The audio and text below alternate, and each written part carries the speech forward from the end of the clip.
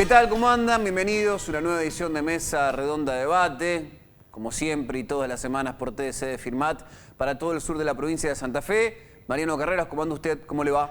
¿Cómo le va, Mauro Dalmas? Un gusto encontrarnos una semana más en la señal de TDC para poner la lupa en la región, para hablar con los protagonistas y para poder escuchar de primera mano algunas historias, algunos hechos que son importantes, que a veces ocupan la atención, que a veces no están en la primera plana, pero que siempre es interesante prestar oreja y tratar de comprender qué está sucediendo. Y hoy la región es una de las principales protagonistas, se puede decir, en Mesa Redonda Debate. Bueno, el noticiero, los colegas, el noticiero de TDC de Firmat, el canal en sí, vos, Mariano, también estuviste cubriendo lo que fue el juicio que se desarrolló en la jornada de hoy, juicio abreviado en la cabecera del Departamento General López en el marco del femicidio de Julieta del Pino, donde se condenó a prisión perpetua a Cristian Romero.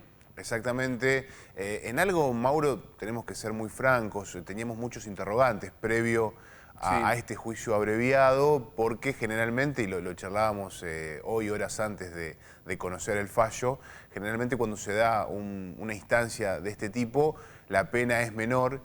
Afortunadamente, hay que decirlo, muy afortunadamente nos sorprendimos al saber que la sentencia era la pena mayor y que, bueno, la justicia determinó que Romero va a tener que pasar en la cárcel todo lo que le quede de vida. Y también, bueno, el alivio, entre comillas, ¿no?, que esto trae para la familia de Julieta, que en estos 2 años prácticamente nunca dejó de pedir justicia, pero también nunca dejó de dar el ejemplo, de hacer un pedido, de hacer un planteo con racionalidad, con respeto, invitándonos a pensar, invitándonos a ponernos en el lugar del otro. Entonces creo que hoy es una jornada histórica y aquellos que seguimos esta historia, que seguimos este caso durante todos estos meses, tenemos que decirlo, estamos alegres porque, como dijo hoy la fiscal Pepino en conferencia de prensa,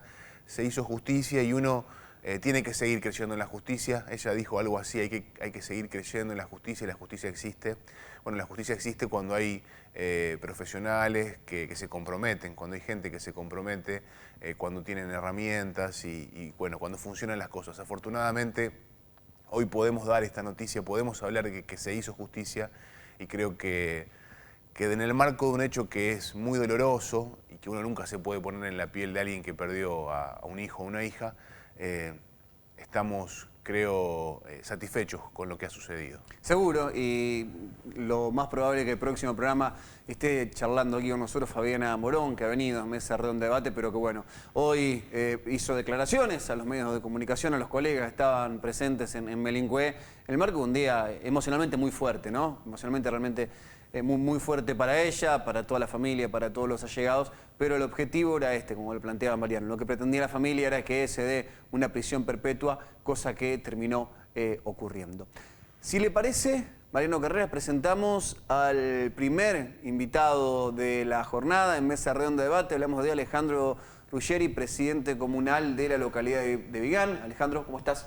Buenas tardes, ¿cómo están ustedes? ¿Todo bien? Gracias por venir. No, por favor, gracias a ustedes. Bueno, y el objetivo es charlar un poco de historia también, ¿no? Porque esto comenzó allá por el año 2005, cuando la única heredera de Víctor Vigán, doña Vigán, fallece y queda mucho campo, queda una herencia importante, quedan muchos elementos históricos y una albacea que debe administrar esa distribución entre instituciones, y por otro lado también estaba la tierra que trabajaban los productores agropecuarios, familias históricas del pueblo de Vigán, que hoy parece que está todo tambaleando y con una fundación que quiere quedarse con todo. ¿Cómo se le está con el cementerio? Sí, es así. Hace muy poquitos días atrás, 2 lunes atrás, explotó todo el tema nuevamente de algo que viene del año 2005. Fallece la hija del fundador, única heredera de 3.500 hectáreas, de las mejores en la localidad. Y bueno, nosotros en la localidad de Vigán, en aquel entonces, el presidente comunal y quienes dirigían las instituciones no se habían enterado. Fallecen en la ciudad de Buenos Aires, donde ella vivía. Nos enteramos a través de una solicitada del diario.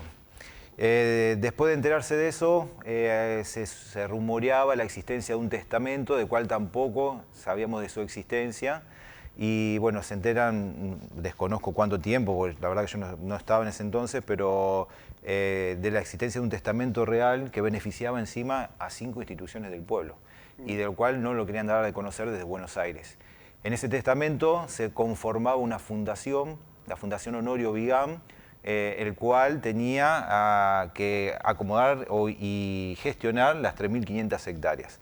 Ya de arranque, la albacea de la fundación, en concepto de honorario para generar todo este movimiento, cobra de honorario 800 de las hectáreas de las que tenían. Una albacea caro, digamos. Sí, a precio fiscal. Y bueno, y empezaron a tener problemas todos los aparceros que durante más de 100 años de historia, sus familias han trabajado en esos campos, sus mismas familias, lo empiezan a desalojar de a uno. Ahí con distintas asambleas se recuperó que el hecho de que bueno, la gente pueda seguir trabajando en esos campos y algo de dinero a regañadientes pueda venir para esas instituciones con mucha lucha, con mucho maltrato. Hay que llevar los proyectos a Buenos Aires, te dicen esto sirve, esto no sirve, esto sí, no. Mucho maltrato más de índole verbal, digamos, claro. Con las instituciones y a favor de premio y castigo. O sea, si vos te pones en contra de la fundación, te saco las hectáreas y te las doy a vos que te portás bien. Entonces, la institución es lo mismo. Esta se porta mejor, le damos más dinero, esta se porta mejor. Con premio y castigo fue totalmente discrecional la repartida de dinero. Y bueno, así pasó en estos 17 años con mucho sufrimiento y muchos colonos desalojados en el tiempo de a poco. O sea, lo que quisieron intentar hacer todo de golpe, lo tuvieron que hacer lentamente y diluyéndolo en el tiempo. Estamos hablando de una historia del siglo XXI, no estamos hablando del grito de Alcorta, que vamos a hablar en un ratito con Alfredo Secchi, que se cumplen 110 años del inicio de la huelga. Estamos hablando de algo que pasa en el mismo territorio, en la misma región, 100 años después, pero con características que si uno empieza a mirar finito, similares, tienen mucho que ver. El fundador Vigán también estuvo con el tema del grito de Alcorta y bueno, la verdad que su visión con la localidad previó, por ejemplo, que en el cementerio dejar tierras aledañas, un espacio verde que la utiliza la gente de Vigán hace más de 100 años. Ahí estacionamos los vehículos cuando se va a dar el responso a un fallecido. Bueno, se estacionan todos los vehículos ahí, todo al costado hay una arboleda gigante. Y bueno, nos desayunamos hace 2 lunes atrás con que apareció una empresa, me llaman capataz de la comuna, y me dice, hay una empresa acá que empezó a hacer hoyos y tiene tejido perimetral olímpico para cerrar todo lo que es el cementerio. Cierra toda la L que conforma alrededor del predio, del cementerio que lo rodea, y va bien costeando la pared del cementerio, inclusive cerrando la puerta que nosotros utilizamos como principal para ingresar al cementerio. Hay 2 puertas igual, pero esa es la que más usa Vigán, la cierra con un tejido perimetral de 2 metros de altura para hacer nada. Son 0,8 hectáreas de las 2.500 que tiene en este momento la fundación para dejar crecer pasto. La idea es... Es una provocación, digamos. Es una provocación porque eso está en litigio. Nosotros necesitamos extender el cementerio de las 4 paredes, ya no tenemos más lugar y ellos no lo quieren otorgar. El litigio de la comuna es que nosotros estamos luchando por la usucapión del lugar. Significa que tenemos el uso quieto y pacífico durante más de 20 años, en este caso de 100, por toda la población en general y queremos que ese espacio quede para el cementerio y para la población. No lo queremos en la comuna para otro tipo de proyectos. Ahí estamos viendo las imágenes del predio recién lindante. Exactamente, ese es el predio con la arboleda, no son hectáreas productivas ni nada por el estilo. La gente luego cortamos el pasto, de hecho y la comuna lo mantiene y todas las gestiones anteriores lo han mantenido durante 100 años ese lugar. Y ahora tenemos que extenderlo, ahí donde se estacionan justamente la gente, lo tenemos que extender y no quieren. Entonces, para sacar la posesión, que es mejor que hacer un tejido y la gente no puede estacionar más. En el caso de cuando se tiene que llevar a un fallecido, tendríamos que estacionar sobre la ruta y no utilizar ese predio. Además de ya ponernos a pensar en expropiar otro cementerio, otro lugar, teniendo todo ese espacio alrededor inutilizable. O sea, es realmente una forma de decir, esto no me lo tocan, yo soy fundación y por más que sea 0,8 hectáreas, yo soy más grande que ustedes y lo voy a aplastar. ¿Qué pasó en esa asamblea, Alejandro? Que había mucha gente, muchos En esa asamblea, en realidad lo único que llamamos fueron las instituciones y se han acercado muchos vecinos después a escuchar, porque le quería explicar in situ cómo estaban los postes y los hoyos que se empezaban a hacer, que los paramos esa obra, tuve que hacer la denuncia a la policía, poner todas las maquinarias de la comuna, porque al otro día volvieron a intentar poner el tejido de la fundación, volvimos a parar todo lo que es la obra y a partir de ahí hicimos un acampe permanente con todas las maquinarias y los empleados para que nadie haga ninguna obra. Ninguna de las partes puede innovar, porque eso está en litigio y ellos estaban innovando, estaban incumpliendo también. Así que bueno, en la asamblea le conté a las instituciones del pueblo, mira, está pasando esto, quieren alambrar todo acá, este sector, y lo perdemos para siempre. ¿Qué hacemos? ¿Nos arrodillamos a la fundación o la peleamos? Porque yo solo no la voy a pelear. Eso fue lo que le dije a cada representante de la institución que fue a la asamblea y después terminó derivando en un montón de vecinos más. Y bueno, los que son empleados obviamente no podían porque era día de semana, a las 9 de la mañana, era día laborable. Pero de todas maneras estaban todos muy atentos, toda la localidad, a lo que está sucediendo. Y bueno, hoy por hoy seguimos en asamblea permanente. Tengo entendido que las partes, bueno, quieren ofrecer una contrapropuesta. Yo intenté el diálogo 4 meses atrás, le pedí al cura párroco, que es tal vez el lugar donde la fundación van a comer, hacen la renovación de todos los contratos con los aparceros. Bueno, le pedí que interceda para tener una charla amena, y esto estoy hablando 4 meses atrás, y resolver este problema y 2 o 3 conflictos más que tenemos en la localidad, porque la localidad se extiende y ya choca con los campos de la fundación la fundación no hace retroceder. Claro. Tiene que hacer obras, digamos, saneamiento de canales. Mi idea era utilizar el diálogo, fui sin abogado y decir, bueno, lo que pasó, de vuelta a la página, ustedes son la fundación, yo soy la comuna, ni las cosas son mías ni las cosas son de ustedes, pero tenemos que estar en un diálogo permanente para el desarrollo de la localidad, que debe ser lo que quiere el fundador del pueblo, mirándonos de allá arriba. El maltrato que recibí ese día verbal, no lo recibí nunca en los 7 años de gestión. Al punto que me tuve que levantar, digo, me voy, yo estoy perdiendo tiempo con mi familia. Y después me dijeron, no, quédate, vamos a ver, una propuesta, bueno, veremos. Y nunca recibí una propuesta, nada, excepto 2 lunes atrás que quisieron construir eso de manera intempestiva, o sea, sin informar a la comuna. Así que bueno, estamos ahí en lucha, sé que algo se está redactando, escribiendo, todavía no me llegó nada oficial. Yo dije en esa asamblea que lo que me llegue a mí, no quiero ni reuniones privadas, ni llamados por teléfono, ni nada por el estilo. A mí lo que me llega de manera oficial y voy a llamar a todas las instituciones de nuevo y digo, esto es lo que me está ofreciendo la fundación, ¿lo aceptamos o no lo aceptamos? Pero todo de manera pública porque yo no quiero tener nada que ver con reuniones privadas o algo por el estilo. Alejandro, digo, esto que vos planteás, decía antes y lo vuelvo a decir, parece una historia transcurrida hace muchísimos años atrás. ¿Han tomado nota? Porque veo algunos legisladores en las imágenes, digo, ¿esto han tomado nota a nivel provincial? Quizás no pueden intervenir, pero al menos para seguir el caso, para acompañarlos, digo, porque acá se está dando un cruce de una localidad, de una comunidad, con intereses que en definitiva son privados, porque más allá de que la fundación se presente, no sé cómo se presentará, digo, pero en definitiva son los intereses de unos pocos que están administrando una riqueza, contra una comunidad, un pueblo. Es una cosa que parece de hace 200 o 300 años atrás y que lo estamos viviendo hoy. Y digo, seguramente a vos en esta locura ya te parece hasta normal lo que está sucediendo, pero uno que lo puede mirar con cierta distancia, parece de ciencia ficción. Sí. Y que eso se normalice y terminen aceptándose también me parece descabellado, digamos, que el Estado, que los actores del Estado, en la provincia y hasta en nación, se mantengan ausentes ante un hecho de estas características. No, se comunicaron conmigo, bueno, en el predio fue Lucila Del Ponti, fueron también legisladores de Ciudad Futura, se comunicaron conmigo el senador Marcelo Lewandowski y desde la Secretaría Privada del Gobernador. Mi instancia ahora es, justo nos agarró después de la asamblea del feriado largo, era esperar estos días hábiles a ver si sucedía un acuerdo o no, y en caso de no suceder, bueno, los tengo a disposición, así que bueno, tendría que estar viajando la semana que viene hacia ellos para informarles más en detalle lo que está sucediendo en Vigán y ver si podemos luchar todos juntos. ¿Cuándo vos decías, bueno, esta historia empieza hace muchos años atrás, pero cuándo se empezó a tornar a este nivel de tensión y de agresividad, digo, en el hecho de querer avanzar sobre cuestiones que son de la localidad? Digo, ahí ya hay una cuestión que es netamente provocativa. ¿Cuándo empezó a suceder esto? ¿Hace 4 meses o ya viene de antes y de algún modo ahí como... Desde el día 1, 17 años atrás, cuando Vigán no se entera que fallece María Mercedes Vigán y cuando no se entera de que hay un testamento que estaba escondido en Buenos Aires. Más el dinero que habrá estado en cuentas de bancos, digamos, ¿no? Que no lo van a hacer nunca, quizás tampoco. No puedo profundizar porque no estuve mucho hurgando en la historia y de hecho esto me sorprende si no me hubiese puesto un poco a estudiar y a recordar lo que había pasado. Pero tengo entendido que sí, que había departamentos en Recoleta, creo, algo como también armamentos, no me sale la palabra ahora. Armas antiguas. Armas antiguas, exactamente, y gran cosas de valor, pero y desconocemos dónde está eso en este momento. Claro. Y no son caras visibles, digo, los integrantes de la fundación, aparte tampoco. Todos los integrantes de la fundación son todos de Buenos Aires, algunos parientes entre sí. Y bueno, ese es justamente el reclamo que se vino haciendo en aquel entonces y que después se caducó. O sea, era el hecho de decir, bueno, que haya gente de Vigán participando en la fundación y que haya balances claros, lugares donde uno puede decir, bueno, ¿a qué proyectos vamos? ¿Qué proyecto necesita Vigán primero? ¿Por dónde vamos?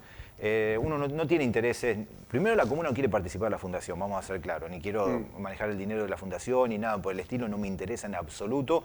La comuna no está nombrada dentro de los beneficiarios dentro del testamento, es el hospital, el hogar de ancianos, la escuela primaria, la iglesia católica y una capilla de San Antonio.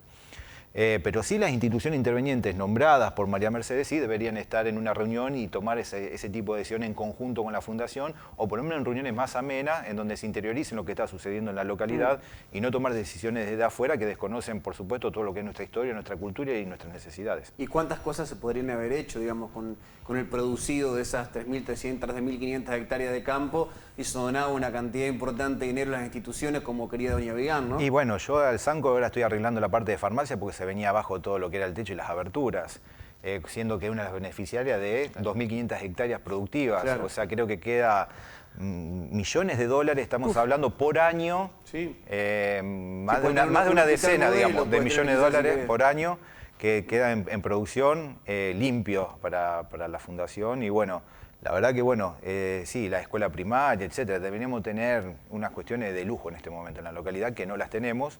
La iglesia sí recibió bastante de su parte, está realizada nueva toda, entera, pero las otras instituciones por ahí, bueno, la están peleando más en silencio.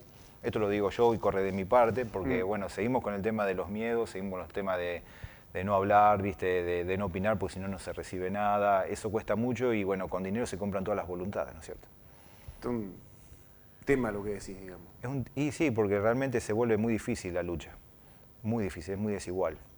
Y entonces, digo, en este momento, más allá del cementerio, ¿no? Que es un espacio público del cual obviamente las personas que fallecen de la localidad van a ir ahí y necesitan una ampliación. Una vez superado esto, y en base a lo que estás mencionando, ¿sentís que tiene derecho la lucha o que decís que tiene sentido, digo, la lucha o qué? Porque yo momento que sí, pero si nadie quiere pelearla. No sé. Yo lucho lo que es la parte de la comuna. O sea, esa parte del cementerio corresponde para las nuevas generaciones, corresponde que no tengamos dos cementerios y está ese espacio hecho para tal fin, o sea, y bueno, que la gente siga estacionando ahí. Forma parte de la cultura de Vigán. Años atrás, el Día de los Muertos, se hacían ferias en ese lugar, ahora bueno, no se acostumbra más, pero fue históricamente de la población. Yo quiero que si metemos un tejido para que crezca el pasto, ya lo perdimos para siempre. Claro. Entonces sí, estoy defendiendo con uñas y dientes lo que es nuestro. Después el resto tiene que haber por lo menos un acuerdo entre los aparceros y las instituciones en general, pero bueno, ojalá lo haya en un futuro para poder resolver este problema, o no se resolverá nunca y las tierras se irán de a poquito disolviendo hasta que no haya más un dueño visible. Claro. ¿Cuántas hectáreas productivas tiene Vigán aproximadamente? 30.000 hectáreas. 30.000, digamos, y de estas dependían muchos productores. Sí, por supuesto, unos 15 productores, 15 familias. Claro. Fallecen y ya directamente se lo dan entre ellos. Muestran los listados de quiénes son las personas que están pidiendo los campos, así, mira, fulanito me está pidiendo el campo, fulanito, para generar también roces entre los aparceros, conflicto entre las partes. Pero bueno, ahí estamos. Y apenas fallece uno, hace muy poco falleció uno de los aparceros que vivía en el campo, y bueno, quien era su acompañante, su mujer, le han dicho ya no sé si el mismo día del velorio o al otro día, le han dicho que desaloje urgente porque eso lo iban a desmantelar completamente. Así que tuvo que salir a buscar una casa y salir de ahí. No quieren la parte de arraigo y la parte de que haya gente viviendo en los campos. Alejandro, la seguimos en cualquier momento, ¿eh? Gracias por visitarnos. No, gracias a ustedes, porque lo que para nosotros más nos sirve como herramienta de lucha es la visibilidad de lo que está sucediendo en la localidad. Así que bueno, la parte de los medios para nosotros es una herramienta fundamental, así que gracias por el espacio. Alejandro Ruggeri, presidente comunal de la localidad de Vigán, nos visitó en Mesa Redonda de Debate. Vamos a una pausa comercial y enseguida volvemos.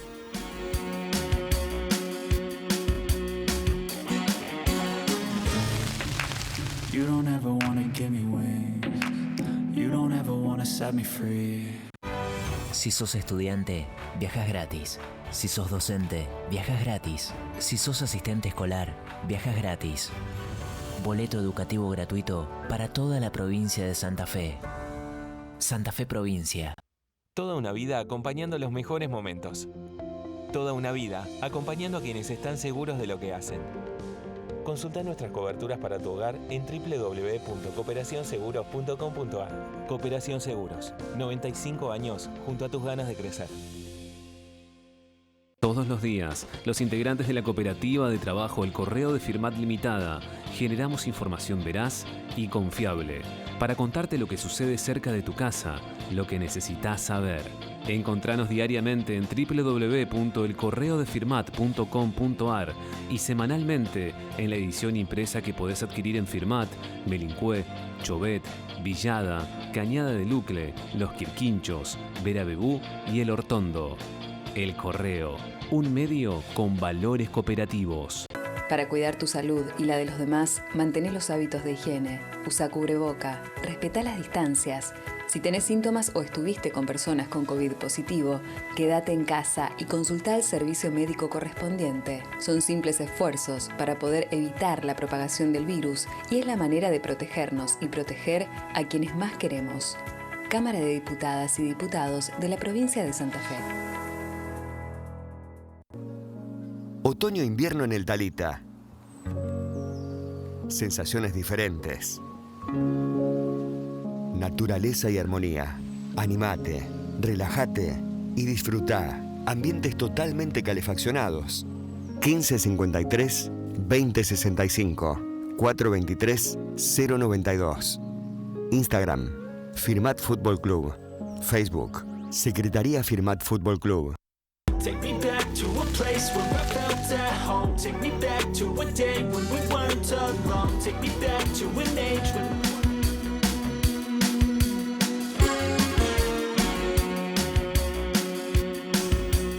Seguimos en Mesa Redonda de Debate con más invitados, Mariano. Exactamente, el 25 de junio se van a cumplir 110 años del Grito de Alcorta, de un hecho que todavía sigue siendo bastante desconocido para quienes habitamos este territorio.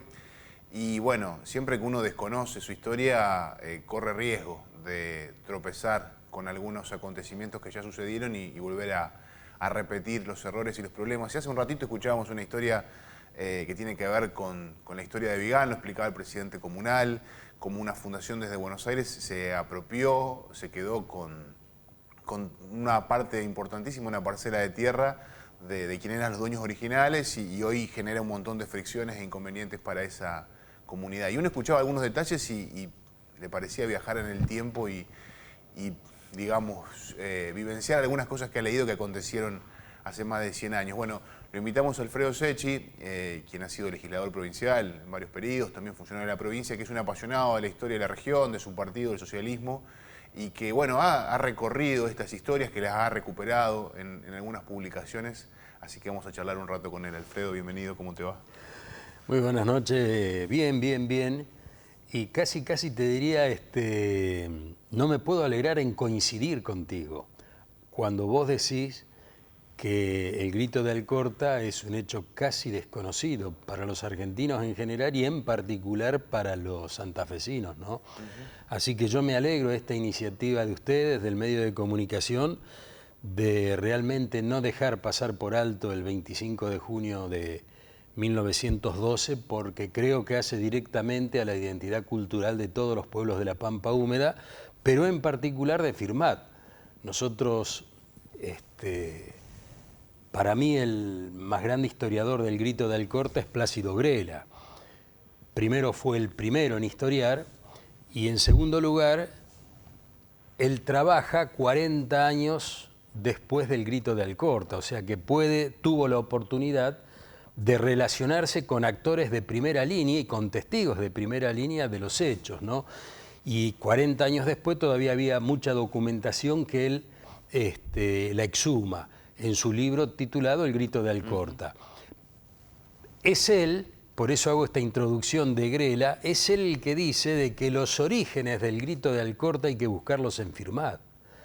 Digo que el más grande historiador de un hecho histórico diga que Firmat es la cuna de ese movimiento, bueno, me parece que ameritaría una atención especial de los firmatenses, de la ciudad toda, y reivindicaría un hecho histórico que, reitero una vez más, hace directamente al sentido de pertenencia, a la identificación cultural que tenemos los firmatenses con el campo. Serían los primeros levantamientos en Firmat, digo, para contextualizar un poco desde el punto de vista histórico, para el que no tienen claro cómo comenzó todo, digamos. Fue el primero en el país, o sea que, por supuesto que fue en Firmat.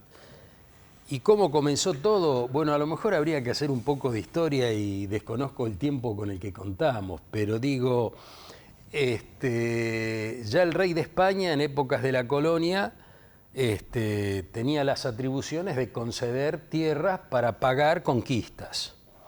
Entonces nosotros en Firmat, Venado Tuerto, pertenecíamos a lo que fue antiguamente, en el siglo XVIII, la merced de Arrascaeta. Esa merced, concedida por el rey a este español, nacía en Río Cuarto y terminaba en Melincué. Tenía más de 720.000 hectáreas de campo, ¿no? Viene la revolución, viene la independencia, los gobiernos argentinos continúan con la misma lógica de pagarle a los jerarcas militares de la lucha contra el indio con tierras. Y se sigue dando tierra pública, tierra que hubiera sido, o que era de todos los argentinos, ¿no? En 1870 más o menos Sarmiento llega a la presidencia de la Nación y una de las cosas que primeramente denuncia es que en aquel entonces 300 familias argentinas eran dueñas de 10 millones de hectáreas en la pampa húmeda. 10 millones de hectáreas dividido 300 familias da 30, 32.000, 33.000 hectáreas por barba. Entonces, evidentemente esto tiene que ver directamente a la propiedad de la tierra, lo que termina sucediendo en el Grito de Alcorta. Terratenientes que imponían condiciones leoninas a los pobres chacareros, los obligaban, por ejemplo, a comprarle la semilla a ellos para sembrar, los obligaban a comprarle las bolsas a ellos y utilizar las trilladoras de los terratenientes para levantar la cosecha, y se quedaban más o menos con entre 35 y 48% puesto en troje aquel cereal. Una exacción directamente, era una expropiación a favor de los terratenientes, ¿no?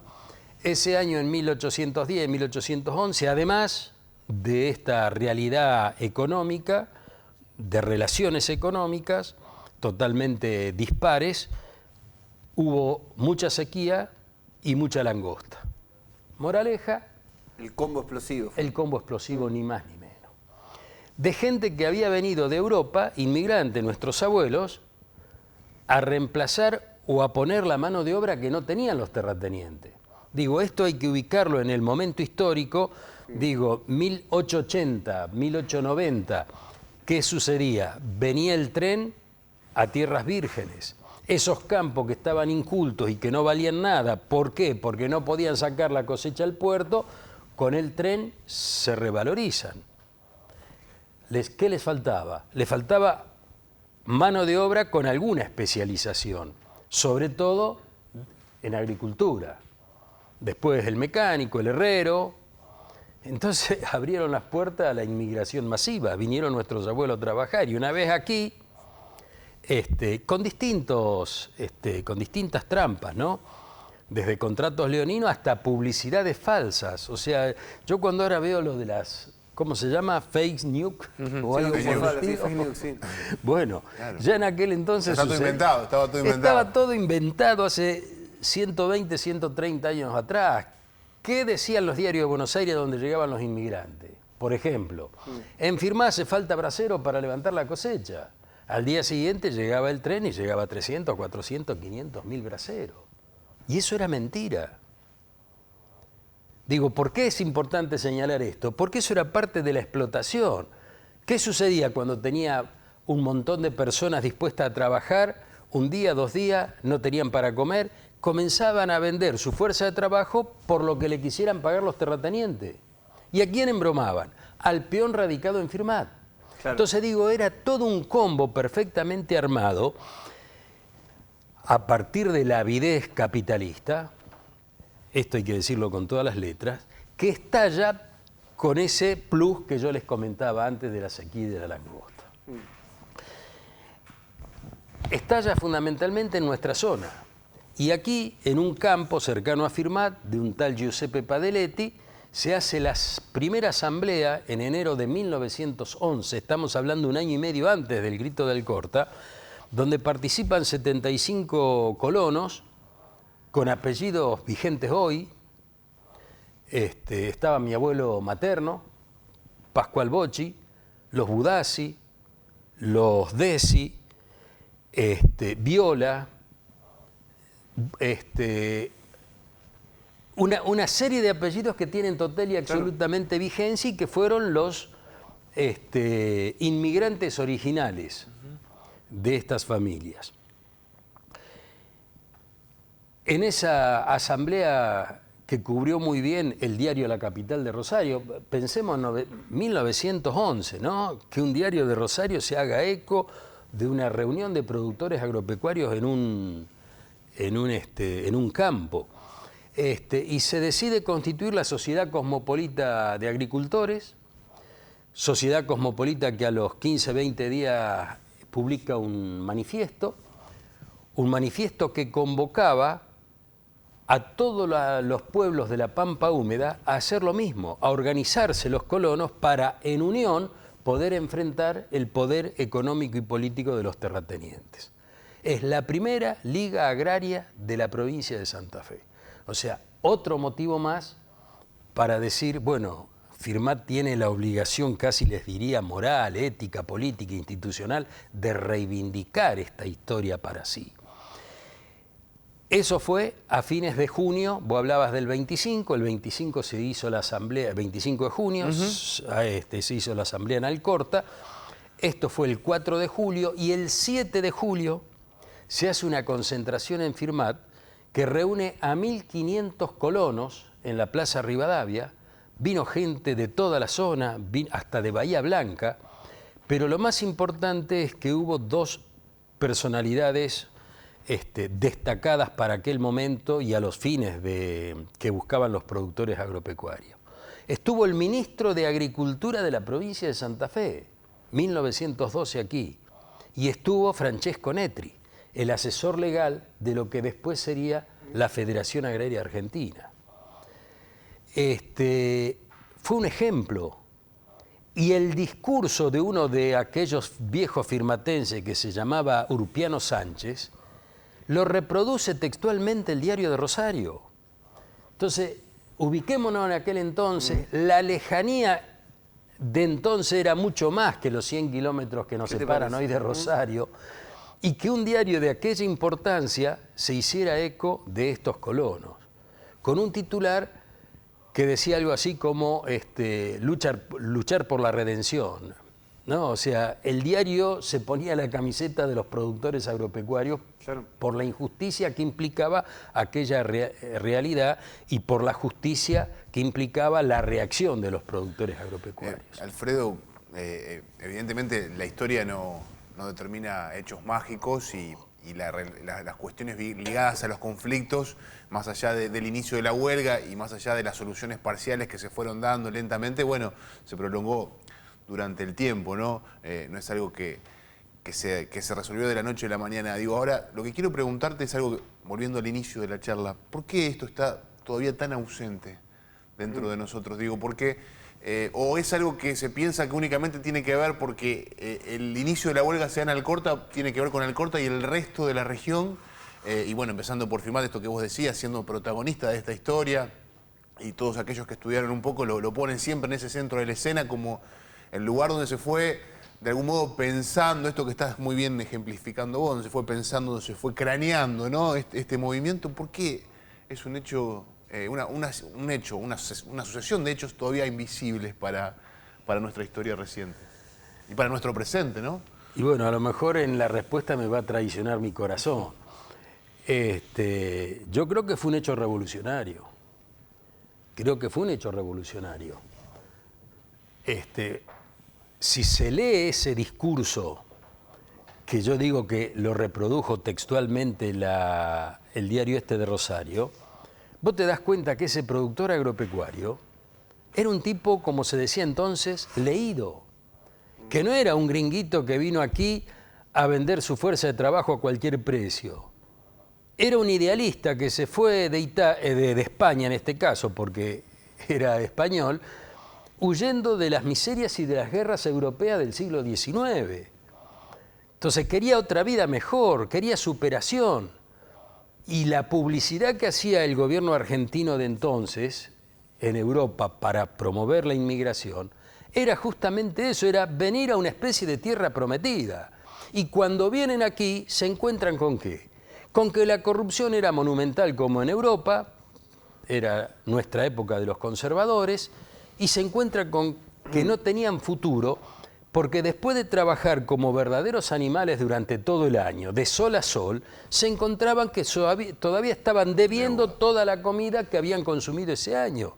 Entonces la señora de uno de estos revolucionarios, María de Alcorta, la esposa de Bulzani, que fue un emergente muy importante en Alcorta, decía, lo rescata Grela esto, para morirme de hambre trabajando, me muero de hambre sin trabajar, y vamos al paro. Paro que por algo en algunas partes duró hasta 4 meses, ¿no? Y que desarrollo de la huelga en la cual hubo mucho debate ideológico. En aquel entonces las fuerzas, políticas en las que se enancaban los trabajadores eran anarquismo o socialismo. Acá hubo 2 posiciones ideológicas netamente contradictorias. Los anarquistas querían huelga total hasta que caiga de rodillas el último terrateniente. Y los socialistas decían huelga, y a medida que se van arreglando con los estancieros, se vuelve a trabajar, porque esta huelga hay que financiarla, hay que darle comida a los huelguistas. Claro. No nos olvidemos que... El que va ganando algo sostiene al que todavía no ganó. Exacto, esa era la dinámica. Esa era la dinámica. No nos olvidemos, y esto también lo rescata Grela y lo rescata un historiador de apellido Loza en un libro que recomiendo, cuya lectura también se recomienda, que es Tiempos de Huelga. Las mujeres, las esposas y las hijas de los productores agropecuarios los reemplazaron en las tareas agrícolas, pero no solamente en las tareas agrícolas, tuvieron que aprender a tirar con la escopeta porque no había hombres en el campo y la inseguridad se incrementó. O sea, cuando suceden estas cosas siempre hay algún pícaro que piensa en... Vuelvo a lo que te decía antes, Alfredo, y me parece... es riquísima esta historia y por eso queríamos charlar con vos. ¿Por qué es un tema ausente? ¿Por qué sentís vos una persona que ha investigado, que ha estado en lugares de decisión? ¿Por qué sigue siendo un tema ausente? Hay un poder, hay un establishment, hay una situación dada con un poder político determinado, con un poder económico determinado, que el peor ejemplo para ellos que se le puede dar a la gente es asumir actitudes revolucionarias. Ese establishment, esos intereses en juego, lo que quieren es que seamos todos ovejas. Redondo para ellos. No hay por qué estar pensando en dar satisfacción a las demandas populares, no hay por qué estar pensando en el ejercicio de los derechos que tenemos los ciudadanos. Entonces, cuanto más dóciles, mejor. Me parece que ese es el motivo por el cual se esconde permanentemente. Digo, creo que hay mucha armonización entre la historia y el periodismo. Entonces uno puede hacer historia y puede hacer periodismo al servicio del poder económico. Seguro. Y para eso cobra y para eso dice en una dirección. O puede decir, bueno, estoy al servicio de otros intereses o de otros ideales y digo lo que pienso honestamente y la gente me sabrá interpretar, como periodista o como historiador. Entonces, En mi libro, justamente donde se toca todo esto, yo digo que a Firmat le haría bien una higienización histórica, porque muchas veces hemos puesto nombres a lugares públicos que no tienen ningún asidero ni ninguna raigambre en la realidad cultural de nuestra sociedad de entonces. Entonces no tenemos por qué nosotros respetarla. ¿Y por qué están puestos? Y están puestos porque en determinado momento hubo un poder político al servicio de esos intereses y entonces hay que premiar en última instancia al malo, si cabe este término.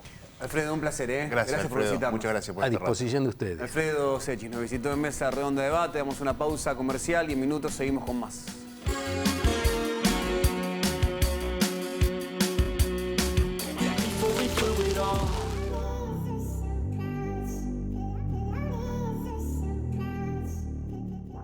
Acabo de firmar el convenio con la Nación para el financiamiento del acueducto San Javier, San Cristóbal, Ceres y Tostado, un monto de 23.500 millones. Abastecerá de agua potable a 19 localidades de los departamentos San Javier, San Justo, San Cristóbal y 9 de Julio. Santa Fe Provincia. Junto a quienes intentan, apuestan y se la juegan. Junto a quienes enfrentan todos los desafíos. Junto a quienes tienen sueños y trabajan para alcanzarlos. Junto a quienes tienen historias y junto a quienes quieren crearlas. Junto a quienes se atreven a volar, teniendo los pies sobre la tierra. Cooperación Seguros, 95 años junto a tus ganas de crecer.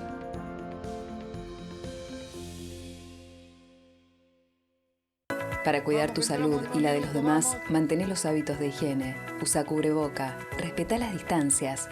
Si tenés síntomas o estuviste con personas con COVID positivo, quédate en casa y consultá el servicio médico correspondiente. Son simples esfuerzos para poder evitar la propagación del virus y es la manera de protegernos y proteger a quienes más queremos.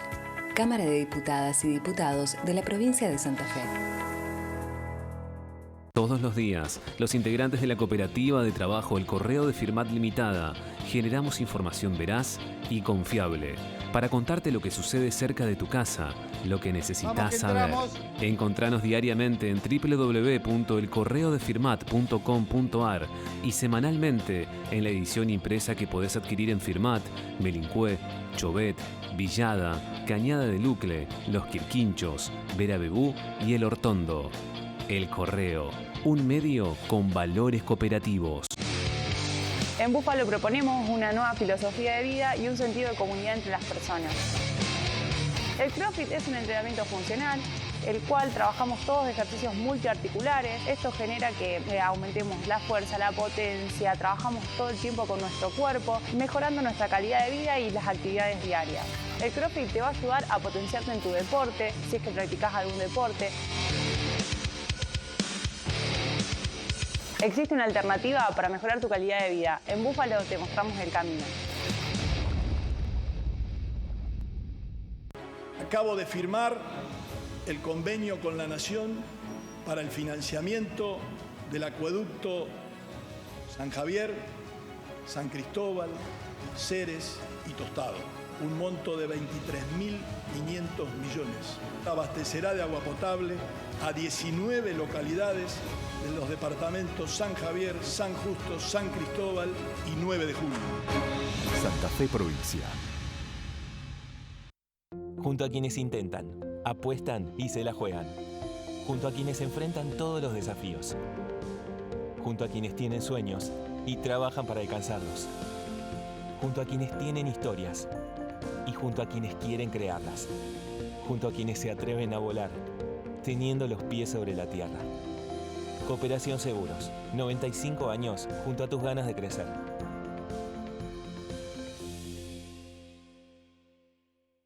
Para cuidar tu salud y la de los demás, mantén los hábitos de higiene. Usa cubreboca, respetá las distancias. Si tenés síntomas o estuviste con personas con COVID positivo, quédate en casa y consultá el servicio médico correspondiente. Son simples esfuerzos para poder evitar la propagación del virus y es la manera de protegernos y proteger a quienes más queremos. Cámara de Diputadas y Diputados de la provincia de Santa Fe. Todos los días, los integrantes de la cooperativa de trabajo El Correo de Firmat Limitada generamos información veraz y confiable para contarte lo que sucede cerca de tu casa, lo que necesitas saber. Encontranos diariamente en www.elcorreodefirmat.com.ar y semanalmente en la edición impresa que podés adquirir en Firmat, Melincue, Chobet, Villada, Cañada de Lucle, Los Quirquinchos, Verabebú y El Hortondo. El Correo, un medio con valores cooperativos. En Búfalo proponemos una nueva filosofía de vida y un sentido de comunidad entre las personas. El CrossFit es un entrenamiento funcional, el cual trabajamos todos ejercicios multiarticulares. Esto genera que aumentemos la fuerza, la potencia, trabajamos todo el tiempo con nuestro cuerpo, mejorando nuestra calidad de vida y las actividades diarias. El CrossFit te va a ayudar a potenciarte en tu deporte, si es que practicas algún deporte. Existe una alternativa para mejorar tu calidad de vida. En Búfalo te mostramos el camino. Acabo de firmar el convenio con la Nación para el financiamiento del acueducto San Javier, San Cristóbal, Ceres y Tostado. Un monto de 23.500 millones. Abastecerá de agua potable a 19 localidades de los departamentos San Javier, San Justo, San Cristóbal y 9 de julio. Santa Fe Provincia. Junto a quienes intentan, apuestan y se la juegan. Junto a quienes enfrentan todos los desafíos. Junto a quienes tienen sueños y trabajan para alcanzarlos. Junto a quienes tienen historias y junto a quienes quieren crearlas. Junto a quienes se atreven a volar, teniendo los pies sobre la tierra. Cooperación Seguros, 95 años junto a tus ganas de crecer.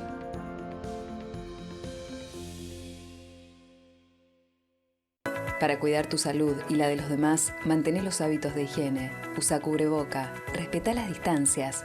Si tenés síntomas o estuviste con personas con COVID positivo, quédate en casa y consultá al servicio médico correspondiente. Son simples esfuerzos para poder evitar la propagación del virus y es la manera de protegernos y proteger a quienes más queremos. Cámara de Diputadas y Diputados de la provincia de Santa Fe. Todos los días, los integrantes de la cooperativa de trabajo El Correo de Firmat Limitada generamos información veraz y confiable para contarte lo que sucede cerca de tu casa, lo que necesitas saber. Encontranos diariamente en www.elcorreodefirmat.com.ar y semanalmente en la edición impresa que podés adquirir en Firmat, Melincue, Chobet, Villada, Cañada de Lucle, Los Quirquinchos, Verabebú y El Hortondo. El Correo, un medio con valores cooperativos.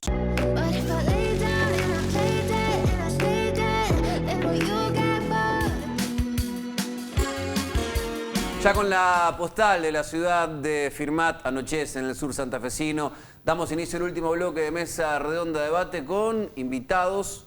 Mariano Carreras.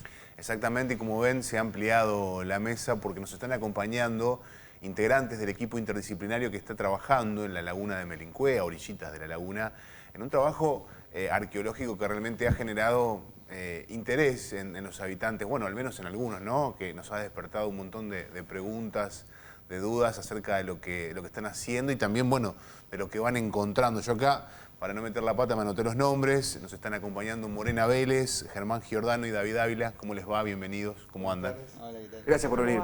Bueno, acá podemos charlar, estuvimos charlando ya con ellos en el lugar, con viento, ahí ahora nos vamos a escuchar mejor, por lo menos. Bueno, primero que se presenten cada uno, a qué institución representan, qué es el rol que cumplen en esta tarea, y después vamos a charlar, bueno, más de lleno en lo que vienen haciendo. Bueno, buenas tardes, mi nombre es Juan David Ávila y yo pertenezco al Centro de Estudio Interdisciplinario en Antropología, dependiente de la Facultad de Humanidades y Arte de la UNR. Y bueno, también soy docente investigador y ya vengo hace unos años trabajando en la zona, en ambientes lagunares, particularmente vinculado a pueblos originarios, que nosotros llamamos grupos cazadores-recolectores. Ajá. Exacto. No, mi nombre es Germán Giordano, soy el representante, digamos, del Museo Gallardo, junto con David y la gente del Centro de Estudio. Bueno, un poco estamos a cargo, si se quiere, este gran proyecto, con un gran equipo interdisciplinario, ¿no? Bueno, yo soy Morena Vélez, soy estudiante de antropología y vengo a aprovechar esta oportunidad, a disfrutar. Bueno, contarnos un poco qué es lo que se está buscando, digamos, qué es lo que ustedes, seguramente después, más allá de lo que se busca, se encuentran otras cuestiones, digo, debe ser algo fascinante, ¿no? Pero digo, inicialmente, ¿qué es lo que ustedes vinieron a buscar a este lugar? Bueno, sabemos que la importancia que ha tenido en la historia de la región Melincue, ya venimos, en el marco de las investigaciones, veníamos trabajando sobre la presencia de ocupación a lo largo de la historia. Esa historia estaba vinculada particularmente a la ocupación, por un lado, de pueblos originarios, que teníamos, digamos, de referencia en otras lagunas de una gran antigüedad, y bueno, y esta gran laguna justamente propiciaba la posibilidad de esas ocupaciones. Las inundaciones periódicas que ha tenido y el avance y retroceso del agua generó que haya lapsus de tiempo que no se generara la posibilidad de tener lo que llamamos prospecciones, recorridos en la laguna para localizar esos asentamientos. Gracias, digamos, primero, por un lado, se produce la gran bajante que posterior entre el 16 y el 17, perdón, de la inundación del 16 y el 17, pero en el 19 empieza a bajar nuevamente, y con los vecinos de la localidad, que agradecemos obviamente porque las investigaciones se empiezan a dar así, la articulación con la comunidad, se contactan con gente que está vinculada a la investigación y bueno, llegamos a reconocer un sector del sitio arqueológico. Pero bueno, en ese reconocimiento también había unas estructuras muy interesantes que se habían dado en un sector de la laguna que comúnmente en la zona decían que posiblemente sea el fuerte Melincue. Eso lo vimos en 2013, en el 2000 se producen inundaciones y nuevamente en el 2019 y 20 volvemos con gente vecina de Melincue y localizamos una estructura. Entonces, si bien nosotros tomábamos un tipo de investigación que tenía que ver con poblaciones prehispánicas, Germán Giordano con el grupo del Museo Gallardo venían trabajando hace años en la localidad de Hugues con asentamiento histórico. Entonces, bueno, surgió esta posibilidad de hacer un proyecto en conjunto en torno a Melincue y convocar a las localidades vecinas de ese entorno de Melincue, o sea, principalmente Melincue, por otro lado el Hortondo y la Bordeboy. Entonces, generar un vínculo de articulación. Bueno, ese proyecto de a poco se fue gestando y se empezaron a dar las primeras evidencias de lo que pensábamos que podía ser una estructura vinculada a un periodo histórico, más localización de sitios también de pueblos originarios en los distintos sectores de la laguna. Una cosa que uno descubrió en este tiempo, digamos, y que conoció a partir de empezar a acercarse a la labor de ustedes, de hablar con ustedes, con algunos vecinos de la localidad que están también involucrados, es que hay diferentes etapas de la historia, porque por un lado, y bien lo definías vos recién, David, por un lado está lo que tiene que ver con pensar en los fuertes, donde hablamos de 300 años atrás, pero por otro lado, cuando hablamos de pueblos originarios, de gente que habita estos lugares, ¿de cuánto tiempo estamos hablando? Y nosotros tenemos referencia, tomando en cuenta la investigación en San Eduardo, alrededor de 8.000, 9.000 años. Tenemos unos fechados cercanos enfrente de la localidad de San Eduardo, venimos trabajando en esas lagunas, y ese marco de referencia tan amplio, pensamos que esas ocupaciones no solamente se han dado ahí, sino en otras lagunas, con distintos momentos de ocupación, porque también hay que ver los cambios climáticos, de un margen de 10.000 años, o sea que una ocupación extensa que no la llegamos ni a dimensionar, claro, las ocupaciones en un mismo territorio, justamente. Sí. No, porque la verdad que cuando uno empezó a conocer de esto y decía, bueno, la idea del fuerte de estos 300 años, que nos parece un montón. Recién hace un rato, antes de recibirlos a ustedes, hablábamos del Grito de Alcorta, que fue hace 110 años y nos parece que fue hace un montón. Y bueno, y ahora vamos a estas historias y realmente uno se abre un panorama que la verdad creo que es muy interesante para la región, porque cuando uno piensa en la historia también que ha constituido lo que hoy es la nación, también lo piensa sobre todo en el centro-norte del país, más que nada. O sea, piensan que todo sucedió en aquella parte y como que acá era, digamos, algo que se fue dando después. En cambio, digo, esto que ustedes empiezan a rastrear ahora y a darle forma, vida, es como que empieza a narrar una nueva historia. No, por supuesto. A ver, lo que decimos nosotros es, tenemos un pedazo de historia en el sur santafesino, siempre, bueno, militamos mucho la investigación en el sur santafesino, particularmente me tocó nacer y me crié en Hugues, entonces como también, digamos, volver ahora de profesional y profundizar en una historia, nada, a mí me parece maravilloso y bueno, hemos conformado un gran equipo para ello. Hoy, un poco para que se den una idea, estamos hablando de una laguna, una cuenca que alojó vida desde hace 4 o 6 mil años, debemos verlos fechados, hasta la actualidad. Claro. Estamos hablando de gente que habitó continuadamente, digamos. Parece así como muy impactante, pero bueno, así las evidencias arqueológicas nos lo están confirmando. Tenemos sitios cazadores-recolectores, materiales, tenemos los animales que comían, tenemos con qué los cazaban y ahora puntualmente estamos centrados en la estructura de un fuerte probablemente español. Todo ese pedazo de historia está sectorizado ahí en esa cuenca. ¿Cuál es el objetivo final de la búsqueda? Bueno, recién empezamos. Como objetivo final... ¿O qué se proponen como meta en su defecto, digamos, no? Sí, no, la idea acá es recuperar la mayor cantidad de información posible y brindársela a la región, digamos. Es como nuestra tarea como profesionales. Nada, somos egresados de una universidad pública, digamos, nos debemos a esto. Seguro. Por ahí cuando nos preguntan, y bueno, ¿y qué van a hacer con todos estos materiales y demás que por ahí aparecen en las imágenes? Nosotros las llevamos al laboratorio, la analizamos, le hacemos fechados específicos para saber la cantidad de años que tiene y demás, y después vuelve todos esos materiales con la información clasificada y ordenada a la región. Así un poco la idea es que también, quizá como uno de los objetivos principales del trabajo es que las escuelas, ¿no?, los museos y demás se apropien de esa historia y que este pedazo de historia del sur santafesino se pueda volcar en las escuelas, en las aulas. Ese es como uno de los grandes objetivos del proyecto. Morena, como estudiante, ¿cómo estás viviendo esta experiencia? Yo estoy encantada. Pasa que los primeros años capaz hay mucha de teoría de las clases, y poder aplicarlo en la práctica es algo que me emociona muchísimo y vine con varios compañeros y amigos también de la carrera y estamos encantados. Claro. Y aparte viste que la práctica tiene algo que se te queda mucho más grabado en la memoria, los aprendizajes. Así que bueno, re contenta. ¿En tu caso de dónde sos? De Rosario. De Rosario. ¿No conocías en detalle, digo, acá Melincue, toda la zona de la laguna? No, y era la primera vez que conocía la laguna y me impresionó. Me pareció increíble. Me gusta mucho tener esta vista para trabajar. ¿Mañana cómo sigue todo? ¿Cómo continúan?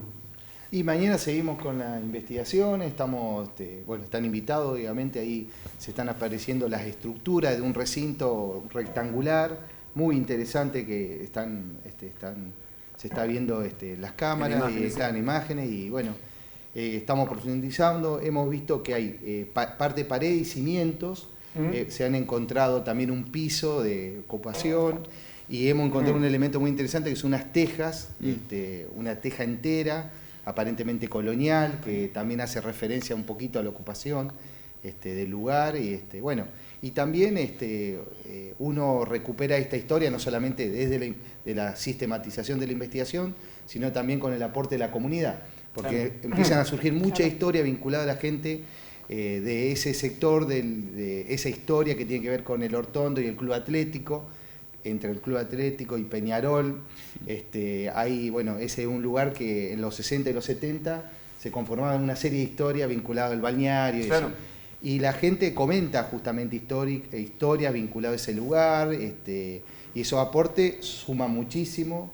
No solamente construye esa historia regional vinculada a un fuerte o a la historia de los materiales que van apareciendo de grupos cazadores recolectores, sino que hace la historia de todos, porque si hay algo que estamos buscando, esta idea de proceso, hay una continuidad. Y en un lugar tan importante que lo que se llamaba de sector de frontera, donde la convivencia era entre los pueblos originarios y las poblaciones españolas criollas, era mucho más de lo que uno creía, y que esa presencia estuvo muy firme, no era solamente...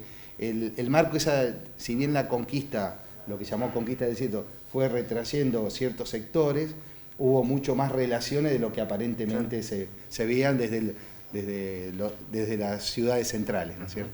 David, Germán, Morena, muchas gracias por visitarnos y lo mejor en este laburo que están llevando adelante. Bueno, en cualquier momento entablamos charla nuevamente. Bueno, muchísimas gracias. Mariano, llegamos al final de esta Así edición. es, déjenme agradecerle a Eduardo Sacone, que fue en su momento también quien un poco nos acercó a esta historia y a los profesionales que hoy nos visitan, así que también lo quiero nombrar a Eduardo, porque como ellos decían, también hay un compromiso, un respeto, una querencia de gente del lugar, que bueno, abre la puerta para que después puedan suceder estas cosas, así que aprovechar este ratito y también mencionarlo a él, como a otros tantos que ahora seguramente no estoy mencionando y que son parte y han hecho su granito de arena para que esto se esté dando.